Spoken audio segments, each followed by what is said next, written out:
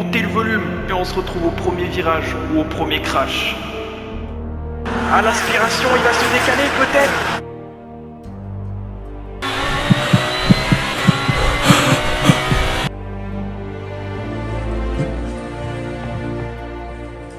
On y va ? Allez. C'est bon ? Tu peux y aller. Je m'appelle Tom, je suis un des 2 fondateurs de Emera Productions et je fais partie des dirigeants du Emera DTM Championship. Bonjour, je m'appelle Hugo, je suis un des fondateurs de Emera Productions et je fais aussi partie des dirigeants du Emera DTM Championship. C'est Do qui est resté derrière. Oh attention, Thomas Pontet qui s'est loupé. Thomas Pontet qui s'est totalement loupé, il va perdre. Oh non, il a peur tout ce temps. Et c'est fini, c'est Ourtinet qui va se rapprocher maintenant de Thomas. Comment les pilotes vont se... Oh attention, Maxime Caspin. Maxime Caspin, c'est terrible. L'avant cassé, les pneus durs. Et oui, c'est la nuit, du coup les pneus durs c'est compliqué parce qu'il fait très froid. Thomas Pontet essaie de tout faire, il va essayer de décroiser. Oh, c'est magnifique. Le décroisé de Thomas Pontet qui était magnifique, il va passer. Est-ce que tu pourrais nous expliquer comment en êtes-vous arrivé à la création de ce championnat ? On avait besoin d'une idée et d'un projet de com pour Emera, pour diversifier Emera Productions, pour amener des gens. Moi, je jouais beaucoup à Gran Turismo en rentrant du travail le soir. Et un jour, j'ai rejoint un serveur Discord qui s'appelait Gran Turismo France, qui organisait pas mal de championnats en Porsche Cup, en endurance et plein d'autres championnats qui sont divers et variés. Ensuite, j'ai contacté le fondateur du serveur, qui s'appelle Ourtinet, avec qui le feeling est plutôt bien passé directement. Je lui ai parlé de notre projet de com concernant Emera. Ensuite, j'ai dû contacter mon associé, j'ai dû contacter Hugo, qui lui était assez réticent, il n'était pas vraiment intéressé par l'idée. Je l'ai poussé à y croire. Alors de base, l'idée vient de Tom. Moi, j'étais pas très emballé par ce projet de communication parce que ça reste quand même un milieu qui est assez fermé. Donc j'étais un petit peu réticent sur cette idée-là. Après, je sais que c'était un sujet qu'il maîtrisait. Après de nombreuses discussions, j'ai fini par accepter et puis on s'est lancé dans cette aventure. La Mercedes à l'intérieur qui a peut-être... Oh attention, la roue un peu dans l'air mais ça va l'enrouler. Et oui, ça va passer. L'enroulage est passé. Tana qui est passé. Et également, grâce au peloton, je pense c'est un peu plus simple. C'est serré. Oh attention, attention, attention, les deux qui spinent au même endroit. Oh là, oh c'est magnifique. Oh la synchronisation entre ces deux pilotes là, c'était sublime. Et les deux pilotes qui ont failli perdre la voiture au même endroit, au même moment, au même tour. À 3 de front peut-être. Oh là là, les deux Mercedes côte à côte. Oh c'est magnifique ce qu'on est en train de voir à 3 de front. Gabriel à l'extérieur, Ourtinet en sandwich et Thomas Pontet à l'intérieur. Attention, ça se touche un peu. Est-ce que Gabriel... Oh attention, le freinage de Gabriel à l'extérieur. Il va peut-être aller un peu au large, mais ça va suffire. Est-ce qu'il aurait... Et est-ce que tu pourrais nous dire en quoi consiste le Emera DTM Championship ? C'est très simple. C'est 15 pilotes, 10 courses un champion. et du cash prize à la clé. Alors par contre il se décale pas. Oh là Thomas Pontet très poche également. Ah ouais c'est très serré. Thomas Tanak, Thomas Pontet. Oh Thomas Pontet qui a été poussé le spin. Et Thomas Pontet qui part au spin. Oh c'est terrible. Thomas Pontet qui a été bousculé à la droite sur le point de freinage. Gabriel est un peu P8, il a perdu lui aussi un peu. Oh gros contact. Le gros contact, Luke est envoyé. Et oh là là le gros contact j'ai vu, il s'est fait pousser par derrière. En tout cas il y a eu un très gros contact. Je sais pas qui a poussé qui. On verra ça dans les réclamations. Mais en tout cas il y a eu une touchette malheureusement. C'est totalement serré, c'est totalement sublime ce qu'on est en train de voir. Oh là là, incroyable, il y en a un qui se loupe, il se retrouve P13. Oh, regardez comment ça se suit, c'est sublime.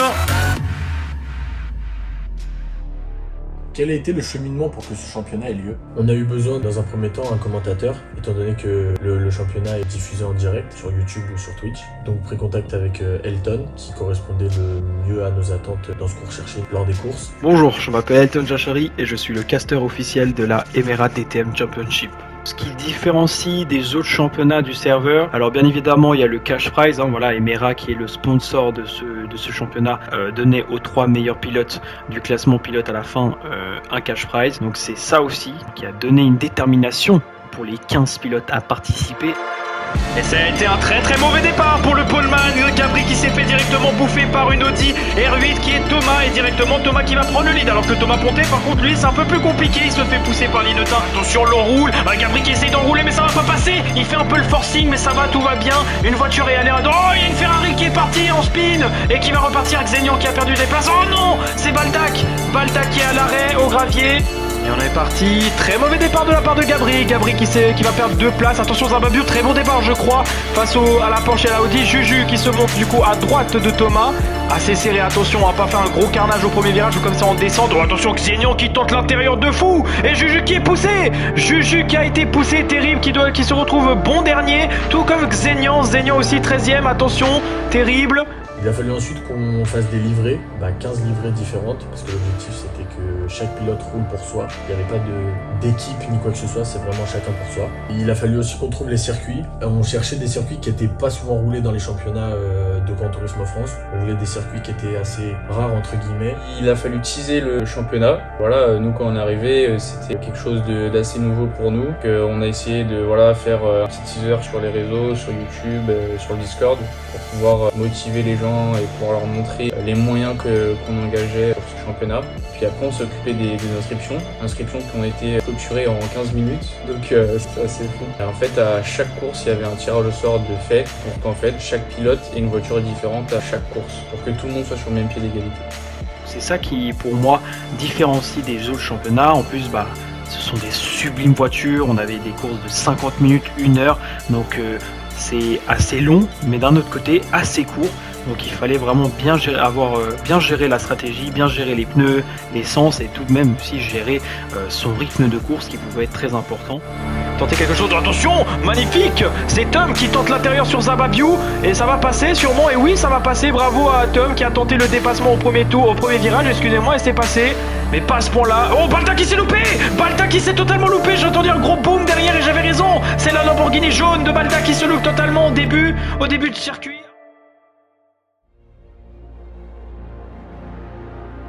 Est-ce que tu peux nous expliquer en quoi consiste Emera Production ?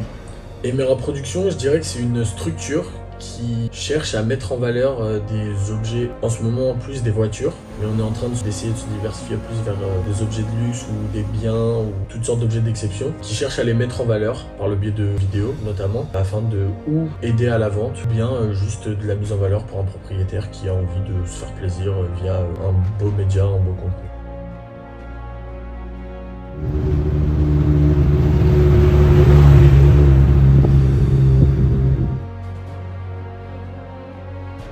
Moi, ce championnat, c'est une réussite totale. Les livrées étaient sublimes pour chaque voiture, vraiment. Les pilotes, ils étaient présents, ils étaient sérieux, que ça soit du début à la fin.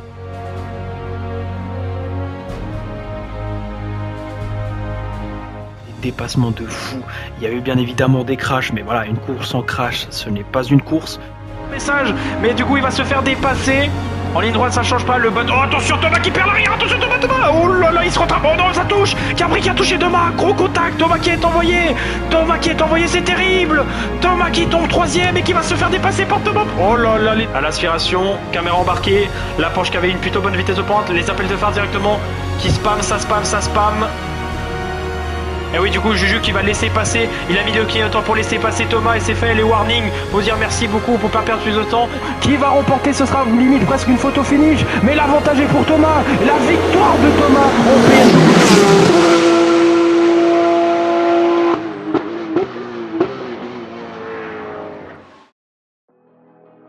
Et toi, quel a été ton rôle dans le déroulement de ce championnat ? Moi, je me suis occupé de la partie technique, post-production, tout ce qui est classement course, classement général, le tirage au sort. Moi, je suis un petit peu la partie cachée de toute la partie illustration du championnat, donc tout ce qui est logo, affiche, tableau des résultats, du classement, toutes les vidéos, le teaser, le calendrier. Je me suis aussi occupé de la mise en lumière de ce que Hugo réalisait au niveau de la com. Lui, il était plus dans les détails techniques, on va dire, dans la réalisation des affiches, etc. Moi, je m'occupais de les poster, de les mettre en valeur sur les réseaux. Je me suis aussi occupé de la partie communautaire, à parler avec les pilotes, faire les inscriptions, qui a été clôturée en 15 minutes, il me semble. Direct après l'ouverture, le championnat était clos déjà. Salut, moi c'est Ortinet et je suis le fondateur du serveur Grand Tourisme France et je suis aussi pilote à Mes Heures Perdues. Je dirais aussi que ce championnat est totalement révélateur, ça a permis à certains pilotes qui étaient un peu plus sur la réserve de se dévouer et d'avoir de bonnes performances.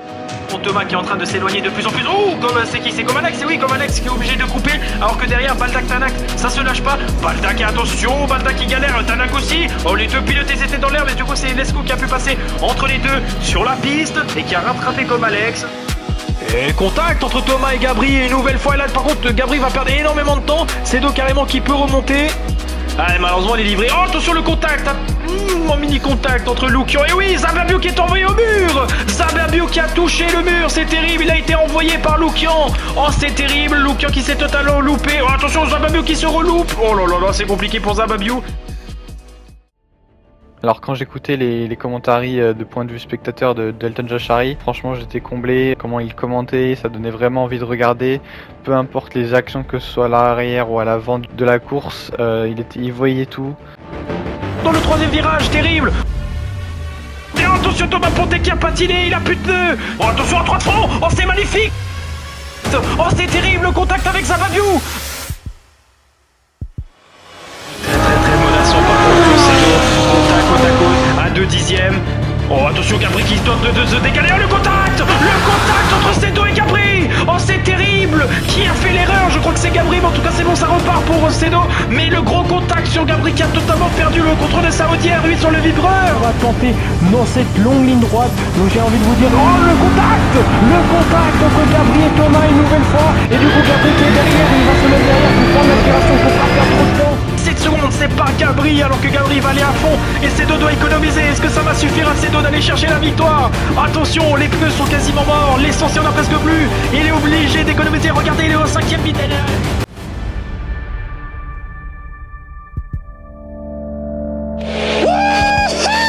World champion! Oh my god! I can't believe it! Thank you so much, guys! Woo! That's for all the kids out there who dream the impossible. You can do it too, man. I believe in you guys. Thank you so much, everyone, for your support. Oh là là, au final, ça se bat jusqu'au dernier tour pour la victoire. Est-ce que ça va se battre jusqu'au dernier virage? Parce que j'ai l'impression que Gabri là il est en train de tout tenter. Attention, par contre de pénalité. Et regardez, en caméra embarquée malheureusement. Et malheureusement Gabri qui prend les leads, qui passe premier dans les derniers secteurs du GP du Mans. Xénor devant, donc il va pas tarder à laisser passer. Attention, Gabri à l'extérieur. Il a tenté à l'extérieur de Gabri et il va passer. Et il repasse bien. Magnifique défense de Gabri, magnifique attaque sur Gabri limite, enfin sur Thomas. Et devant, oh, Thomas Pontet en train de remonter petit à petit sur Ourtinet. Ourtinet qui se loupe, Ourtinet qui spin, Ourtinet qui spin, c'est terrible. Ourtinet qui spin, c'est vraiment terrible. Thomas Pontet qui peut passer premier. Et changement de leader. Ourtinet qui s'est loupé. Et quels ont été vos moments marquants de la saison? Les moments marquants de la saison, Bah t'as la rivalité Thomas-Gabri. clairement. Thomas il est arrivé, je crois qu'il est arrivé que au Laguna Seca. Mais ouais, la rivalité Thomas-Gabri. Hein. Thomas Gabri, clairement. Ouais. Ça s'est bien battu, peu importe les circuits. Et Thomas en plus là il est vraiment collé à l'arrière de Gabri. Les appels de phare sont balancés.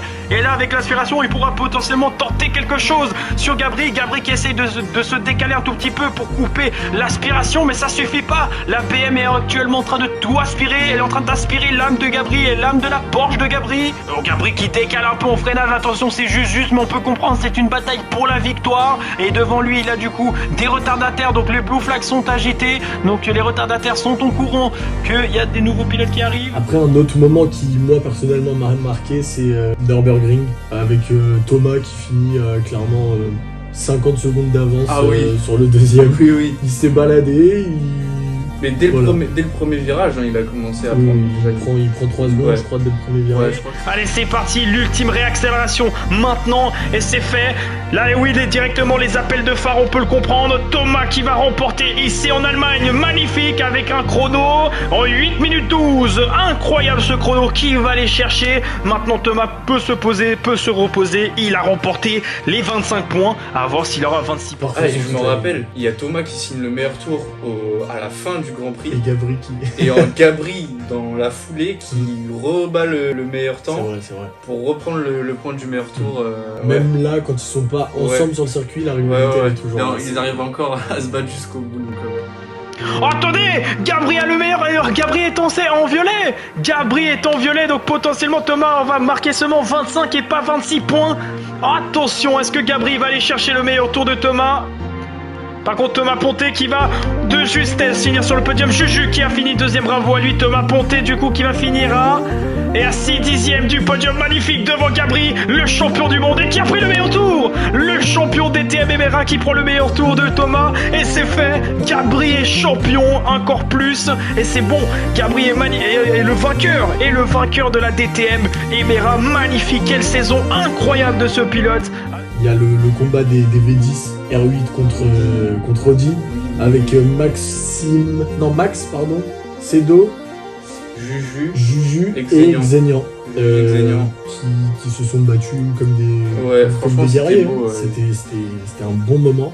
Oh, magnifique ce plan, j'adore. Oh, c'est sublime ce plan, magnifique. Attention à 3 de front, les 2 Lambeaux, une Audi. Oh, l'Audi qui a été obligé de mettre les roues dans l'herbe, attention. Les 2 Lambeaux qui vont se battre.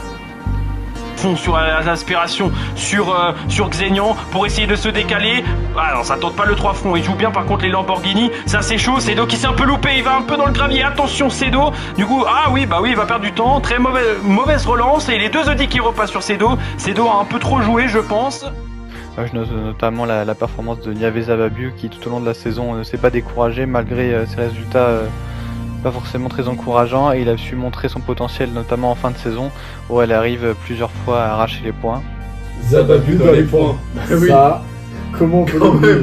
Il a fait 7 grands prix derrière, a jamais abandonné, jamais lâché, et au final l'effort paye. Bah oui. Zababiu dans les points. Et 9ème. Non, franchement. Mais dans les points. Ouais. Gros respect. Très Gros bon. respect parce que il finissait toujours dans les derniers, ses premiers grands prix. Jamais de DNF. Il n'a jamais abandonné, il a toujours été présent. Et à force, ça paye. Ça paye. Ça paye. Ça paye. Voilà, ce pilote incroyable, il savait très bien qu'il n'était pas le favori, mais il est toujours venu, il a toujours essayé de s'entraîner un minimum, il n'a jamais quitté un GP sauf problème de connexion, donc il avait une détermination incroyable et il a eu ses points. Il voulait à tout prix marquer des points avant la fin de la saison et il les a eus, et c'était juste sublime parce qu'en plus il avait fait une course incroyable en Sardaigne pour aller chercher des points, donc il les a mérités ces points-là, donc pour moi ça reste les moments les plus marquants. Oh, attention Zababiu, non.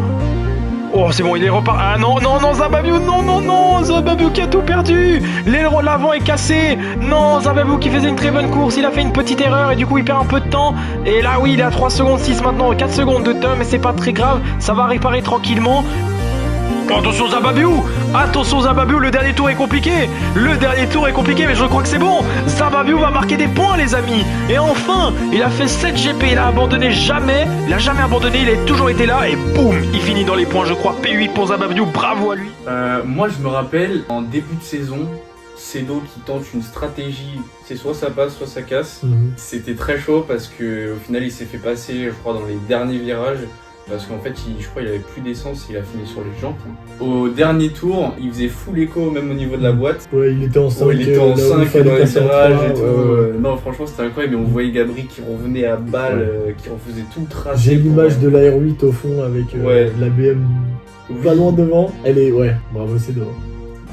Ça a pas payé, mais bravo Cedo quand même.